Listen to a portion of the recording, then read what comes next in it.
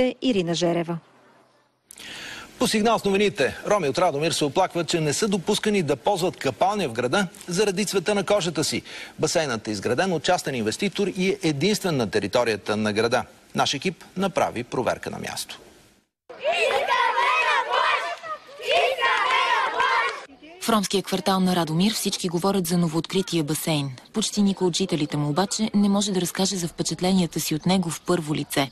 Цялата мала знае, че там роми не пуска. Що го отвориха там, казаха роми не пускаме. Само българи. Роми не. Жители на махалата, които са се опитали да влязат, разказват, че не са били пуснати от охраната. Не искат обаче да показваме лицата им, защото се страхуват. Виждат ни, що влизам от входа и застават така ни бутат. Връщат ни. Аз викам, за какво викам ни връщате? За какво? За какво ни връщате? Мръсни ли сме?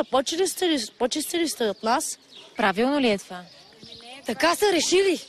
Какво е правилно, какво не е, шефа решава. Това е лична собственост, той решава. Това е положението. Това е дискриминация. Това е частна собственост, той решава. Това не е държавна собственост. Собствениците на басейна отричат да имало лошо отношение към ромите. Връщали хора, защото нямало места. Ние тук не разграничаваме българите от ромите и такова нещо не се е случвало и няма да се случи. Имахме доста работа. Капацитета ни е 200 шезлонга.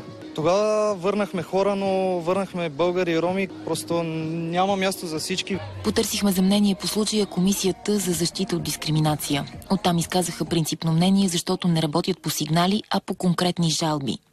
Комисията е имала такива случаи, ако се докаже, че наистина човекът е отишъл, поискал е да ползва тази услуга, но му е отказано да му бъде предоставена, без да има някакво обяснение за това. Ние сме приемали, че това е дискриминация. Това, че басейнът е изграден от частен инвеститор, не може да бъде никакво оправдание, тъй като той е отворен за цялото общество и едни такива ситуации се преценяват като дискриминация.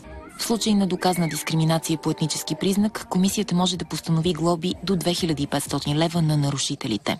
За BTV новините, Лиляна Боянова.